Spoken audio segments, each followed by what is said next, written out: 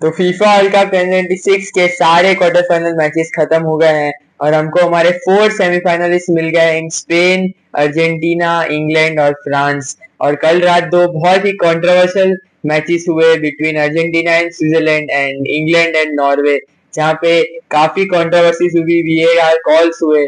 और मैच की बात करें तो let's start with Argentina and पहले मैं बताऊंगा कि यार ऐसे अर्जेंटीना खेल रही है तो they are not winning the world cup because बहुत ही पुअर फुटबॉल खेला throughout the match. And as a Argentina fan I would say कि Switzerland deserve to go through. I think हमने मेंटालिटी शो की और यहाँ से win ली, बट बहुत ही पुअर परफॉर्मेंस था फ्रॉम अर्जेंटीना। और लाइनअप से स्टार्ट करेंगे।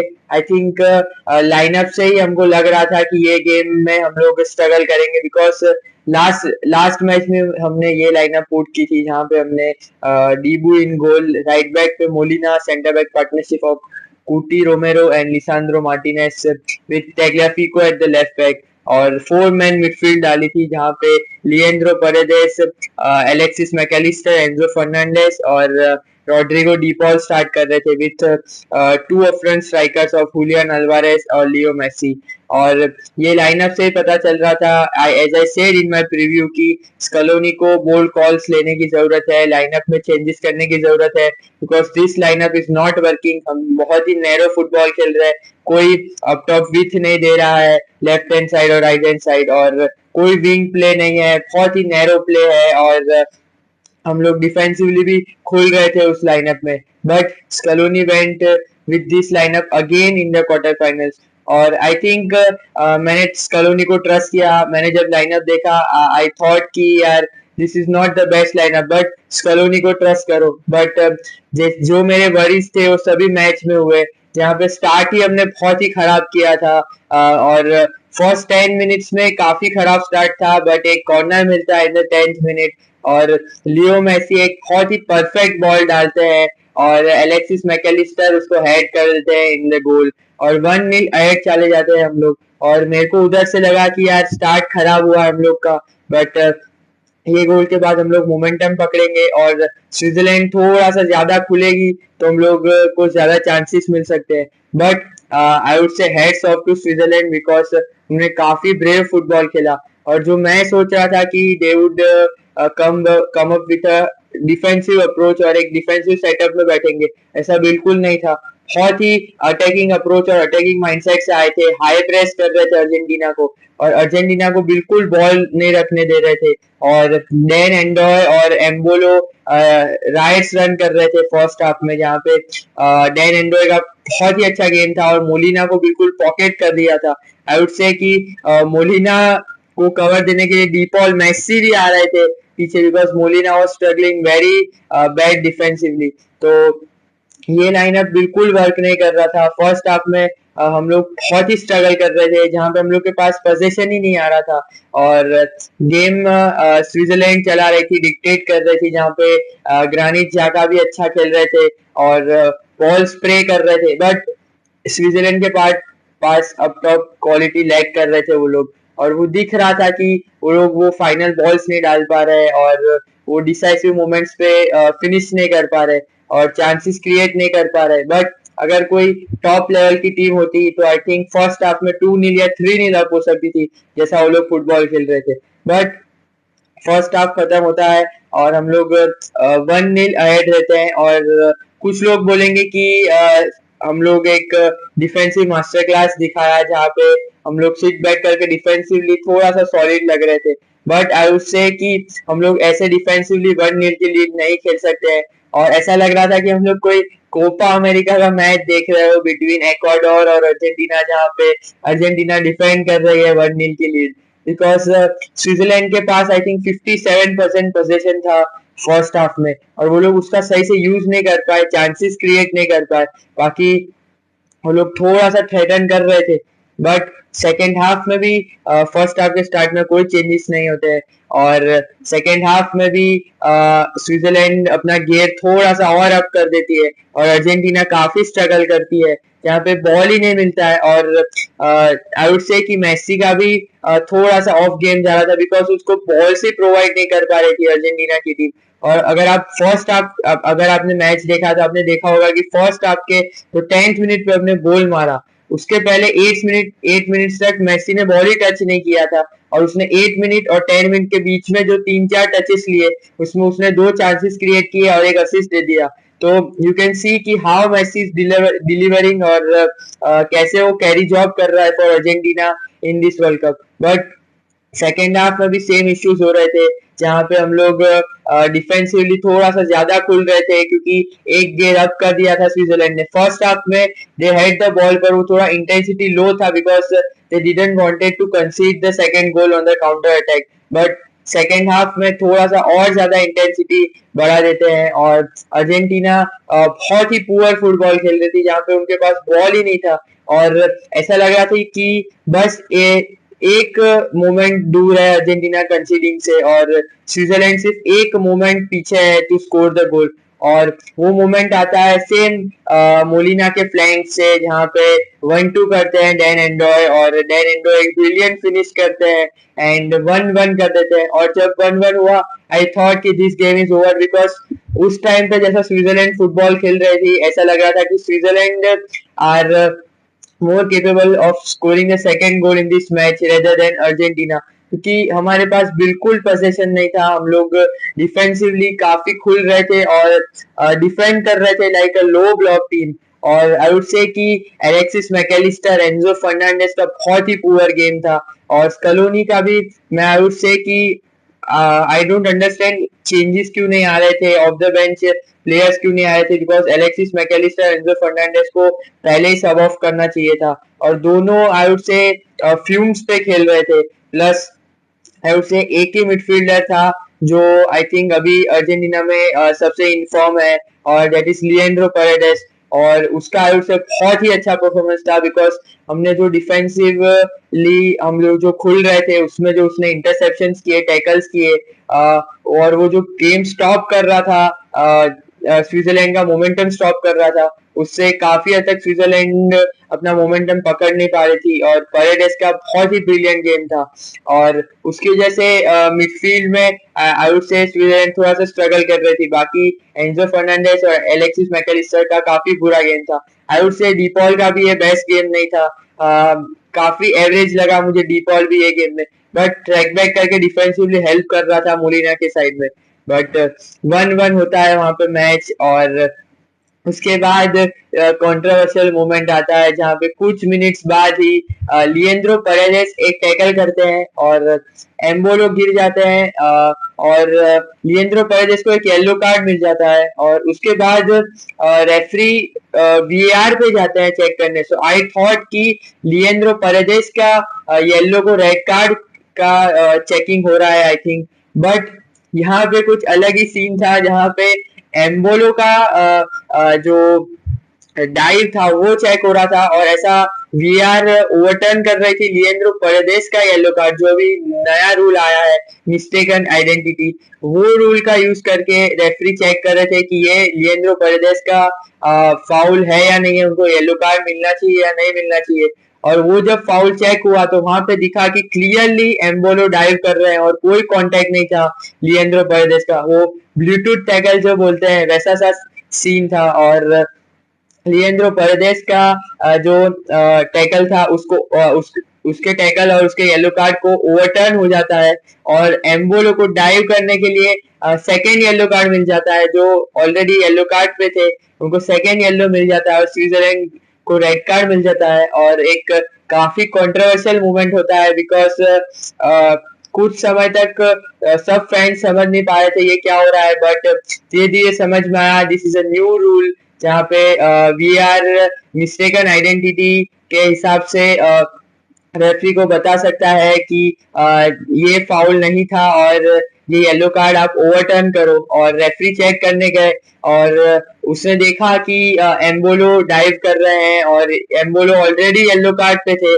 और लिएंड्रो परेदेस का येलो कार्ड ओवरटर्न हो जाता है और एम्बोलो को रेड कार्ड मिल जाता है। तो एक काफी कंट्रोवर्शियल मोमेंट आता है, और आई वुड से कि अर्जेंटीना के लिए एक आई वुड से ब्लेसिंग इन डिस्गाइज था, बिकॉज अगर स्विट्जरलैंड 11 मैन होती तो आई थिंक ये गेम स्विट्जरलैंड किल कर देती और ये मैच जीतती, बिकॉज 11 वर्सेस 11 में अर्जेंटीना बहुत ही पुअर फुटबॉल खेल रही थी। बट 10 मैन होने के बाद भी अर्जेंटीना चांसेस क्रिएट नहीं कर पाते हैं और उनके पास ऑलमोस्ट आउट से 20 मिनट्स थे टू स्कोर द गोल और एक्स्ट्रा टाइम भी था उनके पास।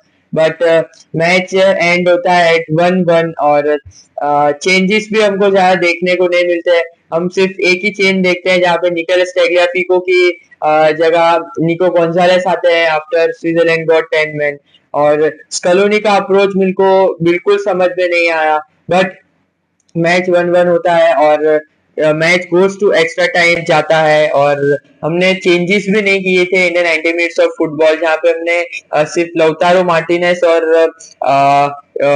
निको गोंजालेस को सब्स्टिट्यूट किया था। और आई थिंक स्कलोनी थोड़ा सा ब्रेव कॉल्स नहीं ले रहा है। बट मैच एक्स्ट्रा टाइम में जाता है। फर्स्ट हाफ में हम लोग काफी ट्राई करते हैं जहाँ पे हम लोग बॉल्स डालते हैं, पर डिफेंसिवली स्विट्जरलैंड काफी अच्छा खेल रही थी और एक्स्ट्रा टाइम का फर्स्ट हाफ खत्म हो जाता है और हम लोग काफी प्लेयर्स फेंक देते हैं, जहाँ पे हम लोग फ्लाको लोपेस को भी फेंक देते हैं, लाउटारो मार्टिनेस, हुलियन अल्वारेस, निको गोंजालेस, काफी सारे अटैकिंग प्लेयर्स फेंकते हैं हम लोग। बट मेरे को वहां पे स्कलोनी का एक चीज समझ में नहीं आया, that he did not give single minute to Nico Paz और वेलेंटिन बार्को और जिवानी लोसेल्सो।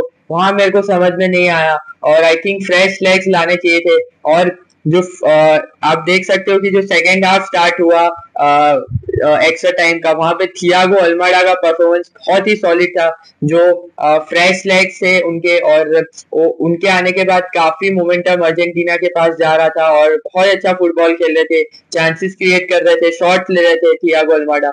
तो दिख रहा था कि इस गेम में निको पास को फीचर करना चाहिए था, वेलेंटिन बार्को को फीचर करना चाहिए था और स्कलोनी को थोड़े बोल्ड कॉल्स लेने चाहिए थे, जो हम लोग 2022 वर्ल्ड कप में लेते थे। उसके बारे में आगे बात करेंगे। बट 113 मिनट पे हुलियन अल्वारेस एक blinder of a goal score कर देते हैं और 2-1 कर देते हैं और एक कलर मारते हैं, टॉप बिन मारते हैं और अर्जेंटीना को सेव कर देते हैं फ्रॉम एन एम्बेसिंग परफॉर्मेंस और मैच पेनल्टीज तक चले जाता तो मैच 50-50 होता और कोई भी टीम जीत सकती थी।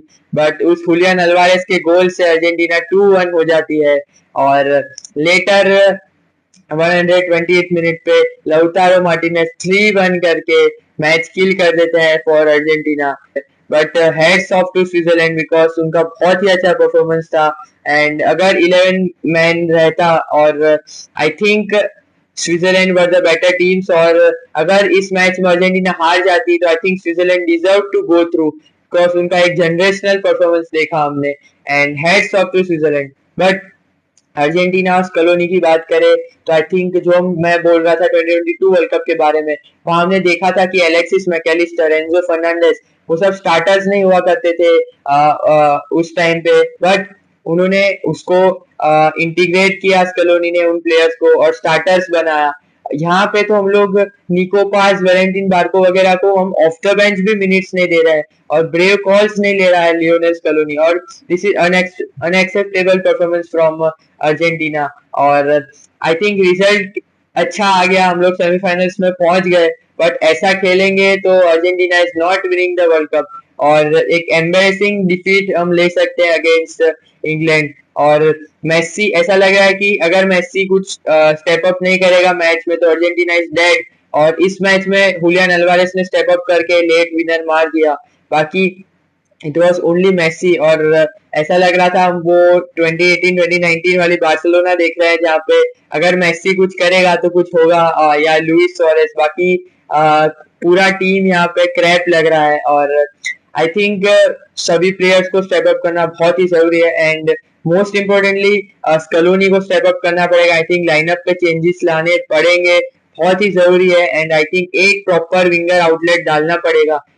जैसे 2022 वर्ल्ड कप में डी मारिया होते थे जो विंग्स पे खेलते थे, एक विंग प्ले लाते थे और आई थिंक एक मैजिक मोमेंट लाते थे, कुछ डिफरेंट लाते थे in the lineup, in the play of football in Argentina और वो वर्क करता था। जहाँ पे टीम सिर्फ मेसी पे डिपेंडेंट नहीं थे, डी मारिया थे, अल्वारेस थे, लाउतारो मार्टिनेज थे, मेसी थे। तो यहाँ पे दूसरे प्लेयर्स को स्टेप अप करना बहुत ही जरूरी है। बट एज आई सेड कि रिजल्ट हमारे फेवर में आया है, सो आई थिंक ये परफॉर्मेंस को अभी फैंस को भूल जाना पड़ेगा। 3 मैच लगातार हमने बहुत खराब परफॉर्मेंसेस देखे, बट टीम को बैक करना पड़ेगा, स्कलोनी को बैक करना पड़ेगा जिसने हमको इतनी ट्रॉफीज जिताई है। सो इंग्लैंड के अगेंस्ट एक स्ट्रॉन्ग डिस्प्ले देखना चाहूंगा मैं, और लेट्स होप कि हम लोग अच्छा फुटबॉल खेले, और लेट्स होप कि स्कलोनी थोड़े से बोल्ड कॉल्स ले और जहां जरूरत है वहां चेंजेस करे। So at last I would say कि जो कंट्रोवर्सीज हो रही है on that Embolo's red card, वो I think it was the correct decision. And नया रूल है, फीफा ने वो नया रूल इम्प्लीमेंट किया है, तो रूल्स के हिसाब से इट इज 100% करेक्ट डिसीजन। और जो लोग भी बोल रहे हैं कि वो पैराडाइज का फाउल था, वो लोग सिर्फ हेट वॉच के लिए फुटबॉल देखते हैं। And I think it was 100% correct decision. और आप वो अगर क्लिप देखोगे तो आप देखना, एम्बोलो ने पहले डाइव कर दिया है और उसके बाद जो कुछ लोग बोल रहे हैं कि पैराडाइज का पैर छुआ है इन एम्बोलोस लेग, बट वो उसने पहले डाइव किया था, उसके बाद पैराडाइज का इम्पैक्ट हुआ था। So I think it was a correct decision from the referee. और जो भी कंट्रोवर्सीज हो रही है, खाली वो लोग हेट वॉच करना चाहते हैं ऑन अर्जेंटीना, बाकी it was 100% correct decision on that tackle. और परेडेस का बिल्कुल वो येलो कार्ड नहीं था।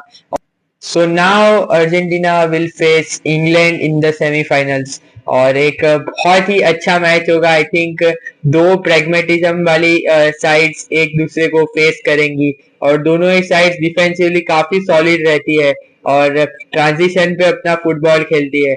एक बहुत ही अच्छा मैच होगा और एक बहुत ही डिफिकल्ट मैच होगा टू पिक द साइड्स। और बट करंट फॉर्म पे ऐसा लग रहा है कि England are better right now. But अगर आप इंग्लैंड के भी मैचेस देखोगे तो उन्होंने भी कमबैक विन्स ली है, और उन्होंने भी स्क्रैपी गोल्स मार के विन निकाली है।